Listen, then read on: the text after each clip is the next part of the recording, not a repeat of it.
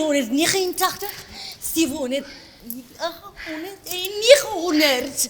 En nou kom suster, 'n mens kan nie soepel en fiets raak deur te slampamper, né? Ek weet nie hoe daai abjater van jou nie middeldeursny as jy so buig nie. Suster, 'n abjater is so gemaak om saam met jou te rek. Dit beklemtoon die heupbene. Ek weet ook nie hoekom jy altyd elke deel van jou lyf beklemtoon nie. Dis nie my skuld dat ek so fantastiese volstruismaag het dat alles verteer nie.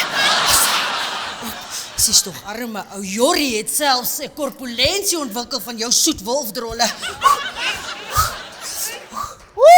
Toe gepraat van jou duiwel. Jy is net betyds vir my doldraai oefeninge, Jorsman. Kom aan, suster. Maak die bene oop en af en op en 'n doldraai. Doldraai, doldraai, doldraai, doldraai, doldraai. Ek weet dit is nie vreeslik moranties nie. Maar jy het my hart gesteel van die eerste keer wat ek jou gerinnik gehoor het in 'n ommesientjie. En nou is ek 'n senuwee orrel oor elke bakatel. Jorrie! Ja! Wat? Nee. Wag. Wie vra jy? Fransenet, daar's niemand so penankie soos jy nie.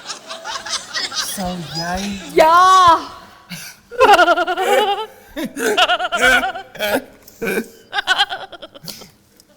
Jan Frederik is nog nie eers koud nie. Hy is al 2 jaar in die betroefplaas.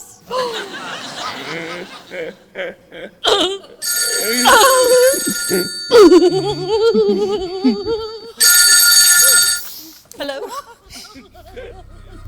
Wie is dit?